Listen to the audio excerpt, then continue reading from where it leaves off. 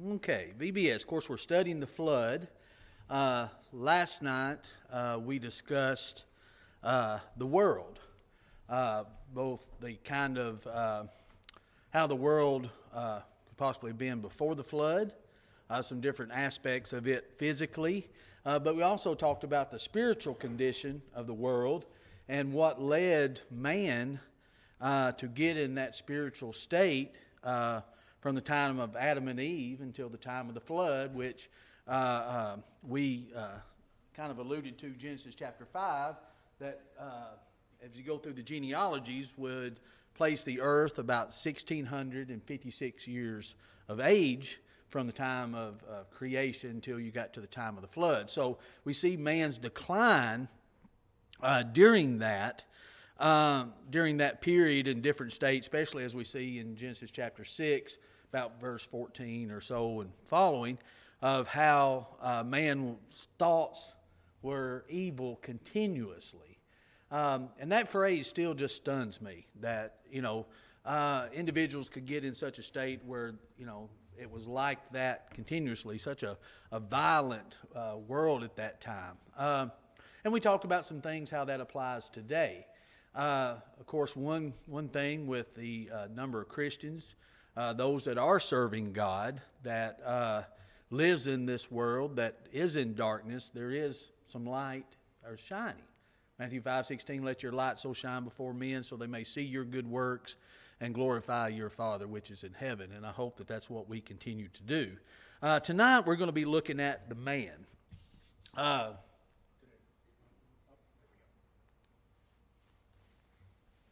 I got to go behind my back. Oh, there it was.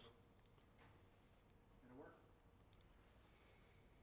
You may have done it. I didn't do it, I don't think.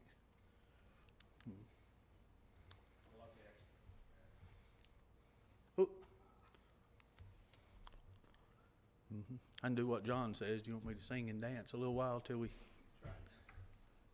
Oh, there we go. The man.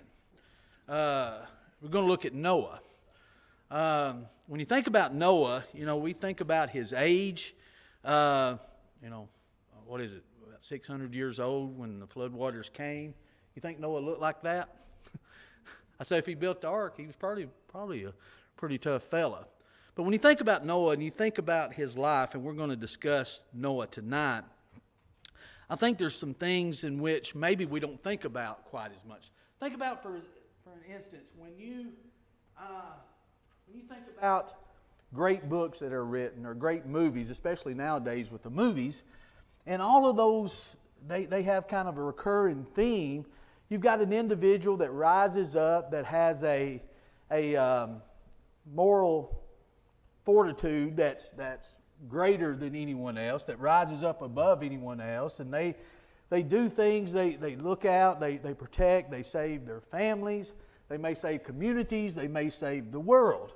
You see movies, all the way back to even John Wayne, Western hero. There's always a hero that rises up. Today, you've got the Marvel movies, Iron Man, and then you got Superman on one side. You got all these other heroes that come about. You always see this one person that always wants to do the right thing, that rises up above everybody else, that actually inspires other people to want to do better.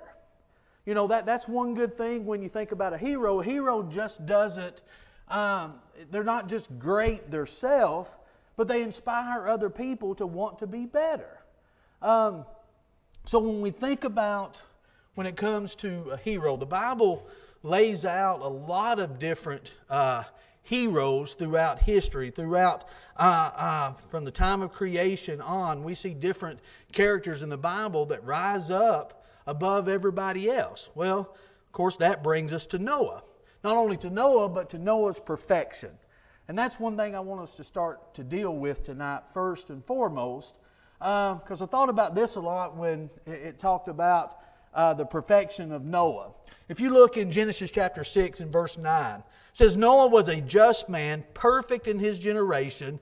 Noah walked with God. Now, there's two things here that I think can be a little intimidating. Notice it says Noah was a just man. Of course, the Bible says that about a lot of individuals, a lot of Bible characters. But he says, perfect in his generations, Noah walked with God. Perfect in his generations. Now think about that. When we think about Noah being perfect, because I think we use the word perfect sometimes in kind of a misleading way. When we think about perfect, if you were to make a perfect score on a test, how many answers did you miss? None. You didn't miss any because you made a perfect score. If we think about a perfect individual, who would we think about?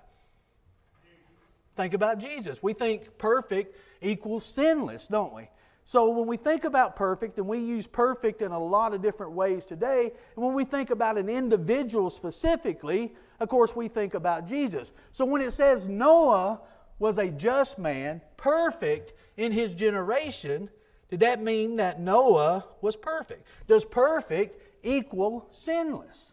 So let's think about this. In Genesis 9, 20 through 21, just a few chapters after, when the flood took place, Noah was found in a drunken state exposed. You look in Romans chapter 3, verse 23, we've all sinned and fall short of the glory of God. Did they all include Noah? Was Noah included in the all, or was Noah exempt from that? Was Noah in the same category as Jesus? Well, of course not. So when we think about Noah, I think it's important that we think about that word perfection. Does it mean sinless? For example, if I were to ask you, which of these circles is a perfect circle? Now, if we used it in terms like we use today, we would think perfect circle is perfect in all the angles. It's perfectly round and it connects perfectly in each way. It's just flawless. That's what we think of, flawless.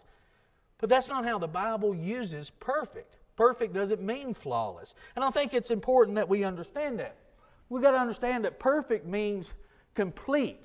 It means that, one, we're perfect because God makes us perfect. We can be perfect by walking in the light as He's in the light, of course.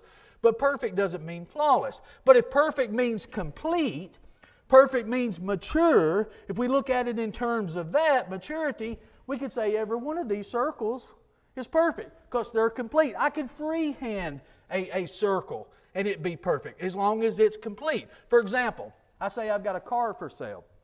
This car is perfect. It gets you exactly where you need to go every time you need to go there. If it serves its purpose, if it's complete in that it will get you from point A to point B, now that car could have some dings on it. It could have some flaws in it. It could have 200,000 miles on it. But if it does what it's supposed to do, is that a perfect car? Well, in the terms in which I think the Bible uses it, I think exactly, just like all three of these circles here, I think could be a perfect circle in the ways in which the Bible describes it. Look how James says it. In James chapter 1 and verse 4, but let patience have its perfect work, that you may be perfect and complete, lacking nothing. So as Christians, we need to understand that this concept of perfect doesn't mean that we're sinless. It doesn't mean that we're flawless, because we all have flaws. There's only one perfect individual that ever walked the face of this earth. Noah wasn't him. I'm not him. You're not that person. So when the Bible says we can be complete, but let patience have its perfect work, that we may be perfect and complete, lacking nothing, that's what it's talking about. It's complete. It's that maturity level. It's that maturity, not flawlessness. And I think before we study Noah and we think about Noah, we have to look at it from those terms.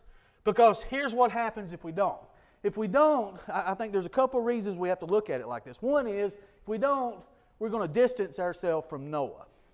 Now, what do we mean by that? The reason I think we'll distance ourselves from Noah is we'll look and say, yeah, I can see why God picked Noah. He was perfect. He was flawless. He was superhuman. God gave him all of these abilities. You know, it's not like me. I couldn't do that. God's not going to come and tap me on the shoulder and put me on the team of saving the world. He's not going to do that because I'm not like Noah. So we want to distance ourselves from Noah because we will look at it and say, I'm not that good of a person. God wouldn't choose me. And so we look at it that, well, the reason Noah was able to do that because he was some special human being. That he had some, we kind of think of that as like our superheroes in the movie. Noah was some Iron Man or something, or he's some Superman or something like that. So we want to distance ourselves and think, I can't be like that, so God won't ever ask me to do something. And I think it does ourselves a disservice to distance ourselves. I think when you think of Noah in terms of being flawless, I guess, if you will, then we'll never measure up to that. But if we think of Noah as being complete as the Bible's, or perfect as the Bible says it, complete, mature, I think we could describe him as Noah was a good man. He was a just man, took care of his family. I think he was a hard worker. I think he was honest. I think he did what he could for those that are around him. I think he served God to the very best of his ability. Would that make him perfect? I think that's what made him just and perfect in God's eyes. If we looked at it as terms of today, what if God was to describe one of us? Could he describe one of us as perfect? You've got Brother John over there. He works in Cookeville. He works at a factory. He works hard at his job. He treats people around him well. He spreads the name of Jesus every time he can to his co-workers and those that are around him. He serves the church regularly, and worships regularly. He looks for avenues to serve. He prays regularly. He does these kind of good things. Could that be said the same thing? See, Noah was just a human being. Noah wasn't some superhuman being. Noah was a human being. Noah was a human being that followed God. So if we would put this in modern terms, would God say something about us like that? I think if we think of Noah as perfect, I think we would distance ourselves and we would think, yeah, that's just a Bible story. That's just some great individual who could do superhuman things. And I think we're going to see tonight that wasn't the case at all. So when it says that Noah was a just man, he was perfect in his generations, I think we need to understand what that means. And understand that as we study Noah and try to put it in terms like we have today. What else? Well, I think if we think of perfect as just mature and complete, and we, instead of that, we think of it as being flawless, what will happen? I think we won't make ourselves available for doing good work. See, that's one thing about Noah. He walked with God. He was a person that God could look and could count on to get the job done. So if we want to distance ourselves from Noah and think, well, he was perfect and I'm not, we'll think we'll be in the background. God won't never ask us to do anything, and we won't ever do anything.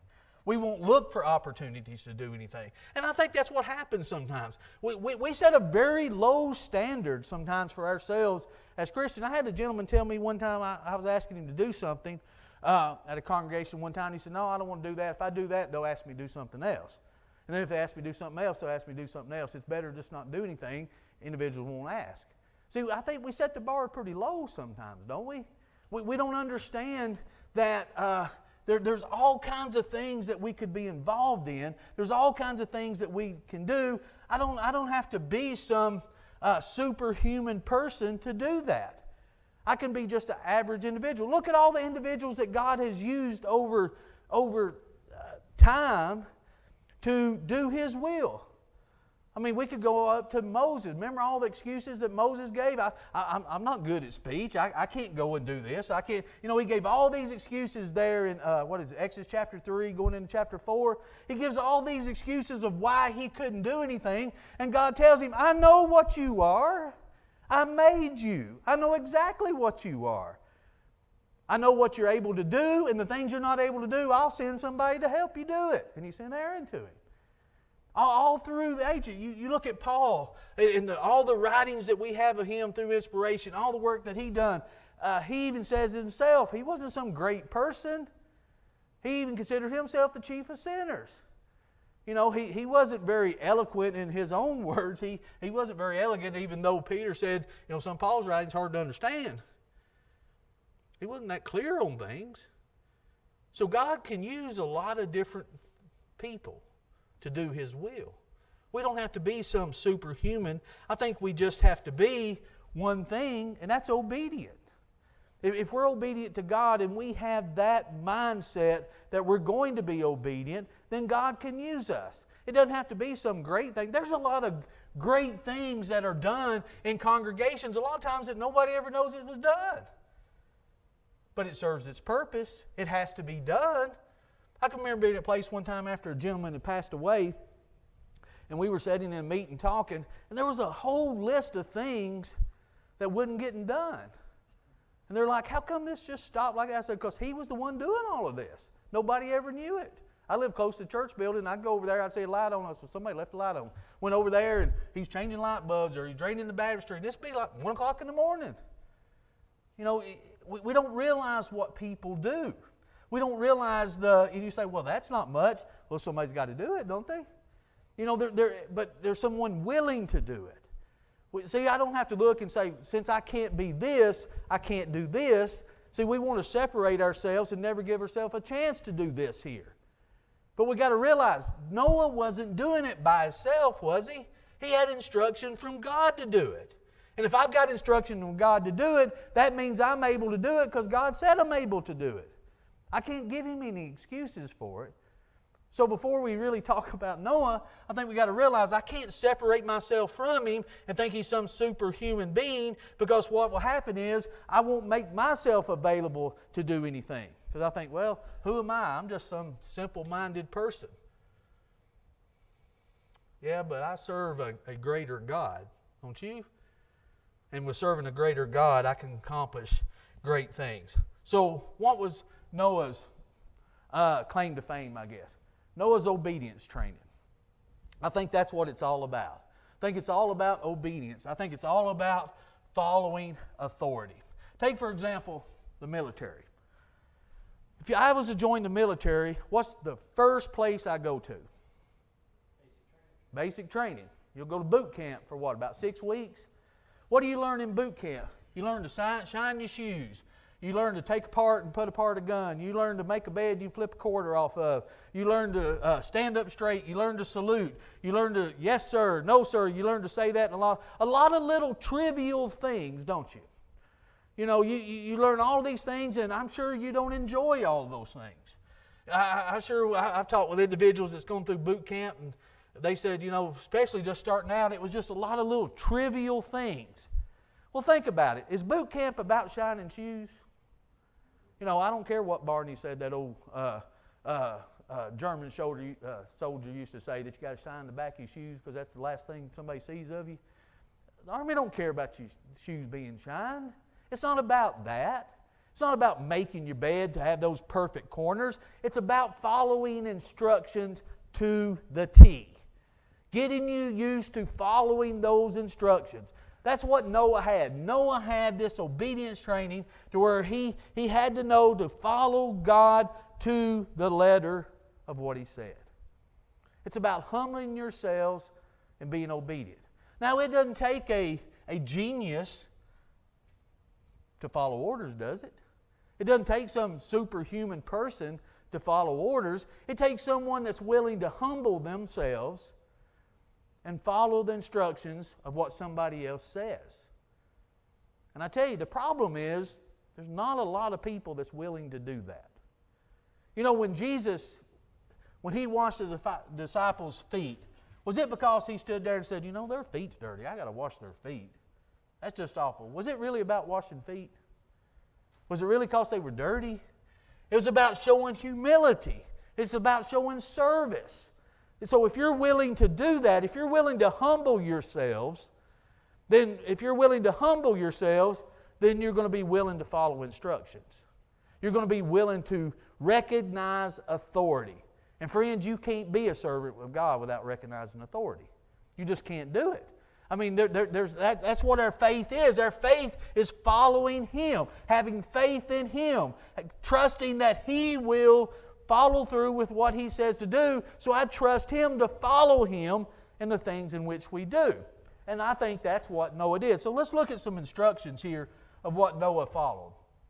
It says, make yourself an ark of gopher wood, make rooms in the ark and cover it inside and out with pitch. And this is how you shall make it. The length of the ark shall be 300 cubits, its width 50 cubits, its height 30 cubits. You shall make a window for the ark, and you shall finish it to a cubit from above, and set the door of the ark in its side. You shall make it with lower, second, and third decks. And behold, I myself am bringing flood waters on the earth to destroy from under heaven all flesh in which is the breath of life. Everything that is on the earth shall die. But I will establish my covenant with you, and you shall go into the ark, you, your sons, your wife, your sons' wives with you. And of every living thing of all flesh you shall bring 2 of every sort into the ark, to keep them alive with you. They shall be male and female, of the birds after their kind, of animals after their kind, of every creeping thing of the earth after its kind. 2 of every kind will come to you to keep them alive. And you shall take for yourself of all food that is eaten, and you shall gather it to yourself, and it shall be food for you and for them. Thus Noah did according to all that God commanded him. Thus Noah did. Now, if we look at the life of Noah, we see a man whose boot camp, it lasted considerably longer than 6 weeks. But you see these instructions that God gives him. You've got to be a person that is humble enough and willing enough to follow those instructions. Because that's a pretty major deal. If you don't follow instructions here, consequences are pretty devastating. You know, it's going to be pretty bad. You think about going into war that the military has to do, all these soldiers have to do, and you think about what they go through in boot camp, all those little trivial things that you may think, well, what does that matter? What does it matter that I do this? Well, it matters about humbling yourself, being able to follow authority, being able to listen, and be able to do what you need to do when you need to do it without thinking about it, without second guessing it, because your life may depend upon it. Did Noah's life depend on it? Well, absolutely it did. Not only his family did. So his life depended upon him following the instructions of what God gave him. Now, when we think about those instructions, though, again, we may think, well, Noah's some superhuman. He had all these special gifts, or God wouldn't have chosen him. It wouldn't have been any problem for him to build the ark. So when we think about all this that he has to do, let's think about something. Let's think about first Noah's obedience that was physically demanding. Think about what it would have took to do the things that he did. I think it would be physically demanding. I think it would be hard to do some of the things to construct what he did. I mean, think about it. He had to go get the trees. He had to be able to cut the tree down. I don't know what kind of tools he used. I don't think he used a chainsaw. I don't know. He may have invented one. I don't know. That's the great thing I think about this whole incident is God didn't tell him one tool to use, did he? He told him the instructions to do it. Now, he may have gave him other instructions that's not recorded here, but the instructions that he gave him is, here's the dimensions, here's what I say to do it, and do it. So, how did he do it? Physically, how did he do it? He had to go get the tree. He had to cut the trees down. He had to plane the trees. He had to get the wood down to make lumber and to figure out how to get them on there securely to be able to do that. What about pitch? It was pitch within, without. How did he make that? I was kind of researching some things about pitch because I'll be honest, there's a lot of this I didn't know a lot, and there's a lot of scientists that say he couldn't have possibly done it because he didn't have the oil or the coal to make pitch from. But is that all that you need to make pitch? Can you make pitch from wood? As I was looking about this, that's exactly how they did before that. But as I was looking at this, they would extract it from pine trees. They go in and extract all the resin from it. And as they extract the resin from it, then they bury the tree. They bury it with soil or put something over it and let it slowly decay where it would make this black ash like charcoal. And they'd use the powder from the charcoal to actually heat up and mix with the resin, and it would make a tar-like substance, and that's what pitch was.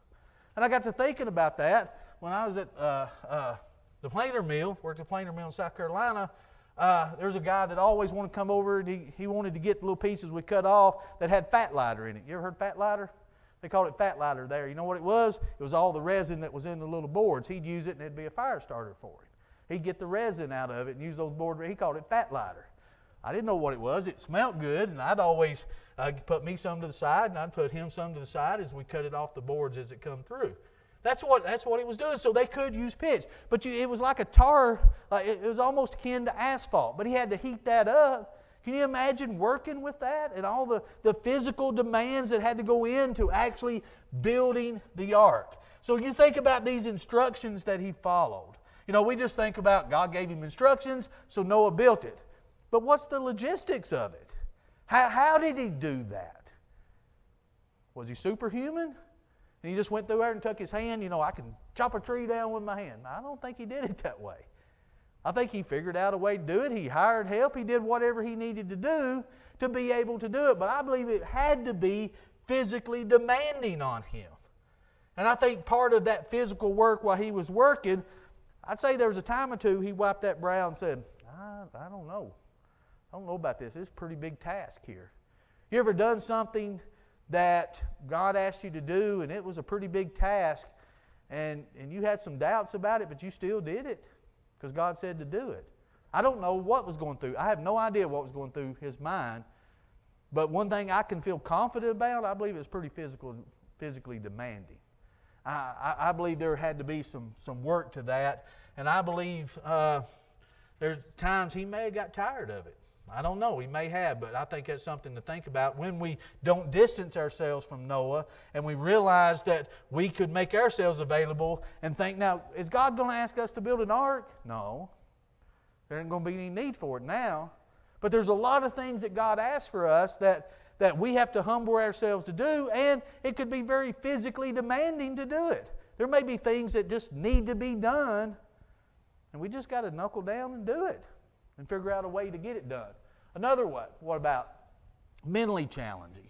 I think it had to be mentally challenging. I think there'd have to be, now again, I don't know, and nobody else does either other than the biblical record we have.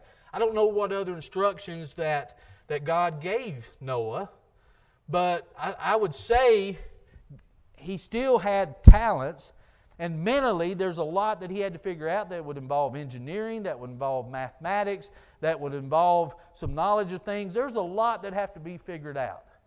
Now, I'm not a person, I tell you, if God tapped me on the shoulder like this, the first thing would be out of my mouth, you're going to have to draw me a very specific instructions and picture.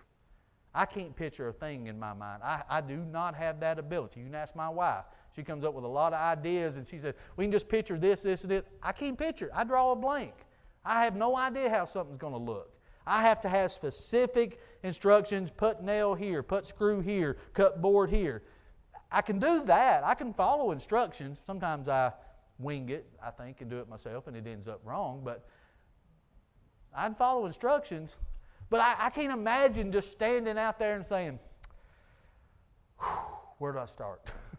Can you imagine that first start, that first day of starting that build, the mental capacity of that, of the mental, of being just drained? I wouldn't know. I mean, I know God gave him instructions and God's behind it. Noah can't take all the credit here. God's behind this. He's going to see that it's going to get done, or he would have never tasked Noah with doing it. But from the physical side, the human side, the mental side, he's just a human. A human that's humbly following the instructions of God. How do you get that done? I think it would have to be mentally challenging. I think it'd be emotionally challenging. Out there working, your neighbor comes by, what are you building? You ever been working on something, your neighbor come by and ask you that? What are you doing? What are you building? Why? Why are you doing that? Why would you want to spend all your time, flood, what's a flood? When exactly is it going to start? Are you sure you really believe you're willing to work on this all this time for that?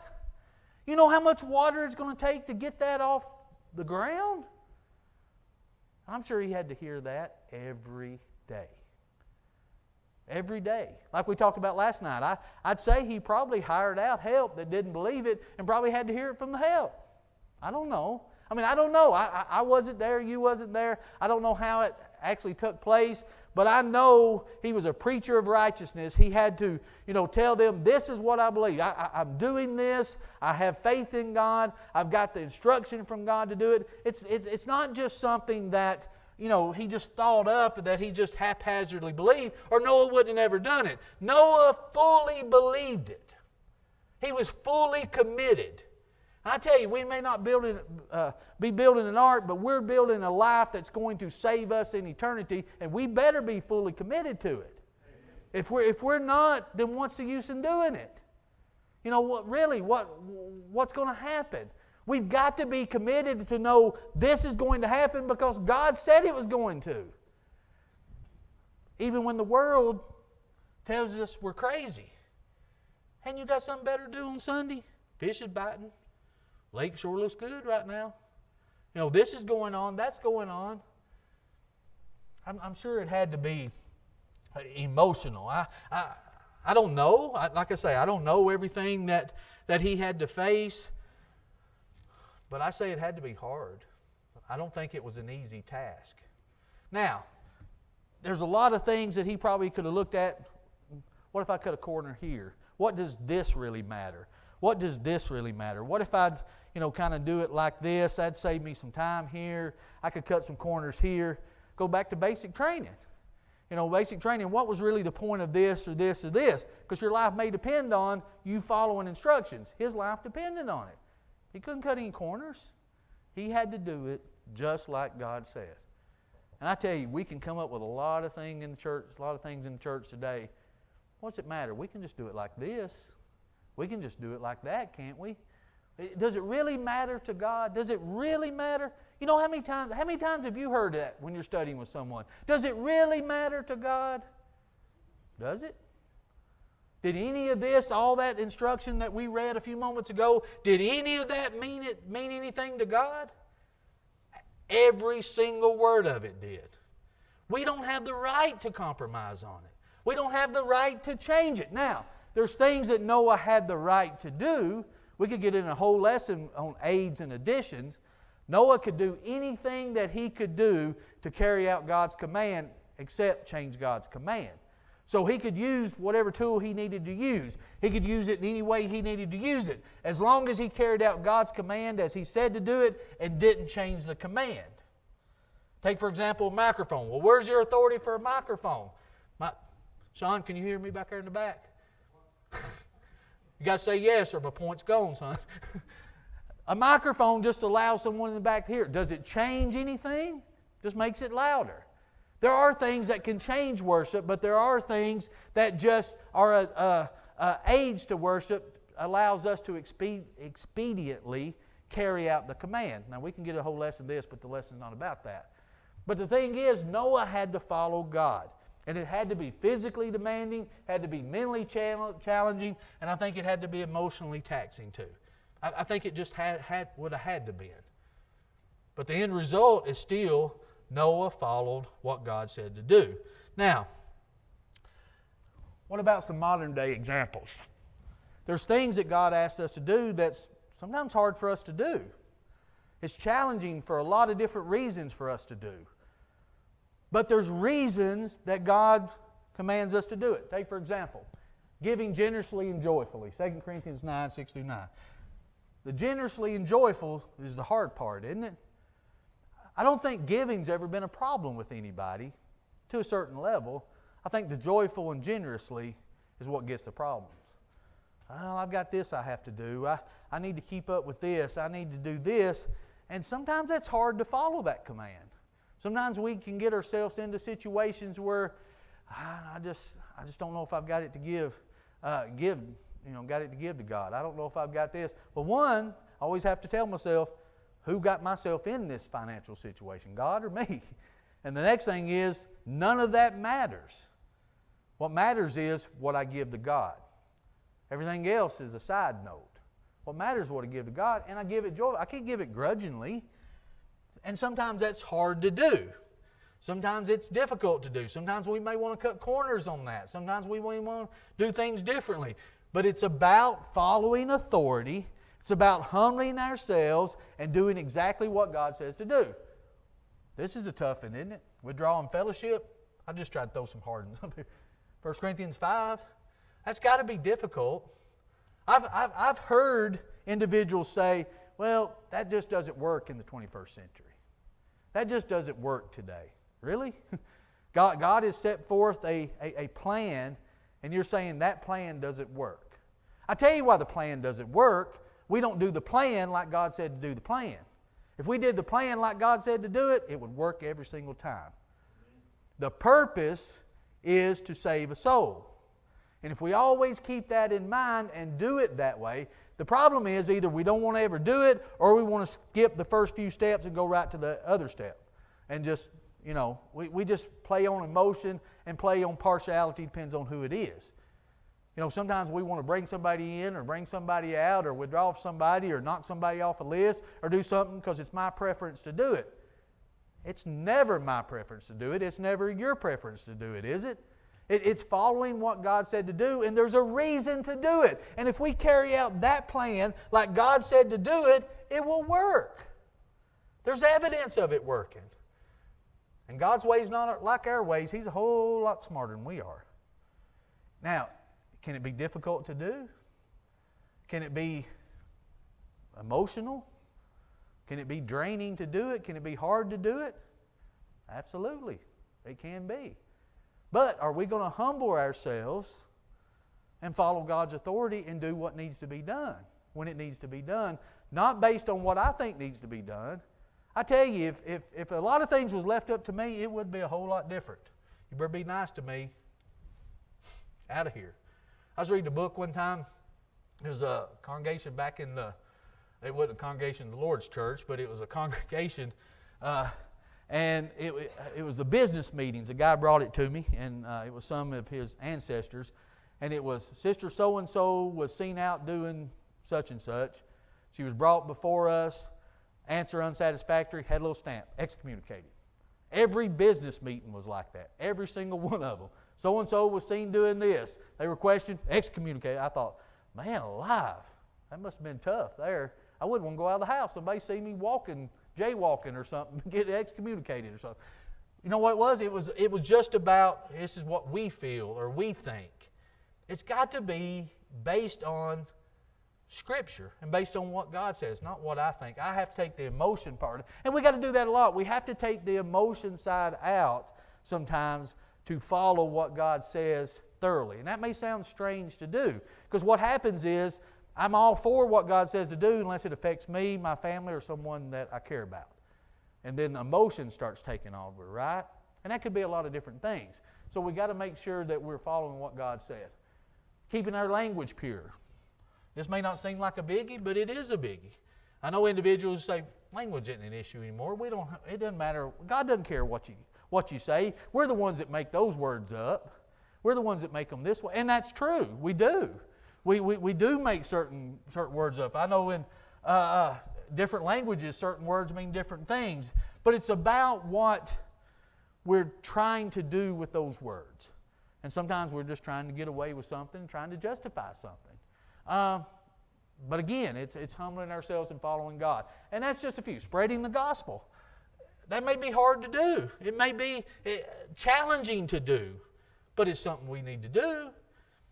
And we need to do it the way that God said to do it. Now, He left it up to us with tools how to do it. Can I do it from the pulpit? Can I do it from in the aisle here? Can I do it out on the porch? Can I do it from a car? Can I do it, a plane going to India? Can I do it from the radio? Can I do it, there's a lot of different ways you can do it as long as we're spreading the gospel, doing it the way that He says to do it. That, again, is humbly following God. So let's look for the last few minutes. Well, we've got about 10 more minutes. I think I can get this in, maybe. Look at Noah's faith. When it comes to faith, think about Noah. By faith, Noah, being divinely warned of things not yet seen, moved with godly fear, prepared an ark for the saving of his household, by which he condemned the world and became heirs of the righteousness which is according to faith. Now, when you think about faith, I think what happens when the world defines faith, then faith loses its meaning. Let me show you what I'm talking about. If you look in the dictionary, in Webster's New Collegiate Dictionary, it says belief is a firm belief in something for which there is no proof. So if someone wanted to define faith, they go to the dictionary to define faith. You know what it says? It's something, it's a firm belief in something, but there's no proof for it. You ever told someone, well, just sometimes you just got to have faith. You know, there's no reason to it, there's no proof to it, but you just got to have faith. That's not what faith is. Faith isn't no proof. Faith isn't just something we do. But if you go to the dictionary, it would say that. Also, it says that it's a belief that does not rest on logical or material evidence. So that's what the world says faith is. Is that the kind of faith that Noah had? Did he have faith that was based on no proof? Did he have faith that wasn't based in any kind of logic? When they come and his neighbors come by and said, "Why are you doing this?" He said, "Well, I know there's no logic to it. Doesn't make sense. I don't really believe it, but I ain't got nothing better to do anyway, so I'm going to do it." Was Noah crazy? Because that's what it boils down to. We're either lunatics. You know, there's a book, I think, about Jesus on that. He's either Lord, lunatic, or a liar.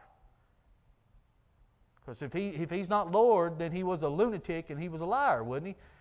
That's what it really boils down to. So if he's our Lord, he's neither or the other. So we either have faith in what God says to do or we don't. Noah either had faith or he didn't. He had biblical faith. He had the faith that he should have. Hebrews 11:6 says, "Without faith it is impossible to please Him. For he who comes before God must believe that He is, and He is a rewarder that them that diligently seek after Him." Do we believe that? It didn't say, without faith you probably won't please God. It says it's impossible to please God. And Noah pleased God, and he did it because he had faith. Romans 1:20. "For since the creation of the world, His invisible attributes are clearly seen, being understood by the things that are made, even His eternal power and Godhead, so that they are without excuse." In other words, Noah had all the proof that he needed. He had proof that God said it. Faith cometh by hearing, hearing God's Word. So he had that, and he had faith in God. He had trust in God. He had confidence in God. And he could look around. He could see the condition of the world. If God told him, here's what mankind is doing, here's what I'm going to do, and that's why, Noah could look around and see that. You don't think he could see how the world was? If every intent of a man's heart was evil continuously, you don't think he noticed that? Don't think he could see that? This wasn't just blind faith. This was logical. Now, there's things that with faith that may not make sense to the world, just like Jesus dying on the cross is foolishness to those that are perishing.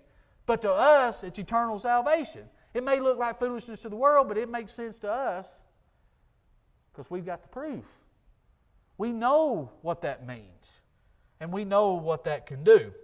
Genesis 6:17. "And behold, I myself am bringing floodwaters on the earth to destroy from under heaven all flesh, in which is the breath of life. Everything that is on the earth shall die." Did Noah believe that? I think it's evident because he built the flood. Did he have faith in that? I think it's evident because he built the ark. Notice what's told to us today. "The heavens will pass away with great noise, and the elements will melt with fervent heat. Both the earth and the works that are in it will be burned up." Do we believe that? Is that any different than what God told Noah, other than one's fire and one's flood? So if we believe that, like Noah believed God in the flood, would we live our life any different? Would we do anything any different? When the world asked us, why are we doing what we're doing, are we going to tell them it's just something that we do? Do we truly believe that this is going to happen or not? I don't know when it's going to happen, but I have faith that it is, so I have to live ready for that, don't we? That's the kind of faith that Noah had. That's the kind of faith that we have to have. And I tell you, it's not easy. It's good preacher talk. It's good preacher talk to get up here and say, well, this is what we have to do. But again, I think it's easy to distance ourselves from that. I think it's easy, just like if we distance ourselves from Noah and think Noah's some superhuman person and God, did superhuman things with him. And we can put ourselves to the side and say, that's not me. God's not going to ask anything that great of me. And then we just kind of go through our life and we believe it, but how much do we truly believe it? We have faith in it, but how much do we truly have faith? Peter had faith when he was starting to sink in the sea, didn't he? Jesus didn't say, "O ye without faith, O ye what? Of little faith." He had faith, but not enough to keep him in the stormy seas up on top. See, that's the thing. We've got to have enough faith where we stay up on top so we don't sink. But that means we have to believe this. Notice what Jesus said. Let not your hearts be troubled. You believe in God, believe also in me. In my Father's house are many mansions. If it were not so, I would have told you. I go to prepare a place for you. If I go to prepare a place for you, I'll come again, receive you myself, that where I am, there you may be also. I use this a lot at funerals. I think most preachers do. But really think about what that's saying, the kind of faith we have to have. Jesus said, don't let your hearts be troubled. If you believe in God, believe in Him. He said, my Father's house are many mansions. If we're not so, I would have told you. He goes to prepare a place for us. Have you seen that place? Have you walked down the streets of gold? Have you walked down to a place that has no pain, no crying, no sorrow, no heartache? I've not been at that place. Does it exist? Are we going to it? Did He prepare it for us? See, that we have to believe that. I've not physically seen it, but I believe it. He said that's what you have to do. That's how your heart isn't troubled. You believe in God, believe also in me. In Father's house are many mansions. I would have told you. I go to prepare a place for you. If I go to prepare that place, I'm coming back to get you for that place. But if I don't truly believe that place exists, I don't truly believe He was who He said He was, that's not the place I'm going. Because I don't truly believe it. But the question is, should we? So when we think about Noah, and just these last little closing things here, when we think about Noah, what do we think about? Do we think about the man, or do we think of him as some mythical being? He's human. God gave him instruction. He was humble enough to follow that instruction, to follow that authority, despite what was going on around him. He still followed God. Thus Noah did according to all that God commanded him. Thus Noah did. You know, you think about, I've thought about a lot. You know, I talk with several families, especially at the funeral home. I participate in a lot of funerals for individuals that says they didn't have anybody do it. And I'll sit down and I'll talk with the family. And I used to say, what would you like me to say? And I don't say that anymore because there's things that I can't say maybe that they want me to say. But one thing that I've always thought about, what would I want said? What would you want said at your funeral? I think one of the greatest things that could be said is, thus Ronald did according to all that God commanded him, thus Ronald did. Wouldn't you want that said about you? I would want that said about me. I would want someone to think about the ages, you know, as they go through, and hopefully after generation, somebody may mention me or talk about me and say, you know, one thing about Ronald, here's what he did. Well, that'd be great. Didn't mean I was some perfect individual. I got a lot of flaws. If you don't believe me, I'm sure there's several people here you can ask. They can point them out to you. We all do, don't we? If we had to say that we were perfect, I know I could make a list that would fill up the ark of my flaws. But what would make me perfect? What would make me perfect is doing what God said. That would make me complete, thoroughly equipped to every good work. Now, remember, thoroughly equipped to every good work. Was Noah thoroughly equipped to do the good work God put before him? He was. And I think we can be too if we would just let God use us in that way. So as we continue to go through this week, I hope that we studied last night the world, and as bad as it was at that time, but we see the glimmer of hope in Noah. We see a world today that's not that great.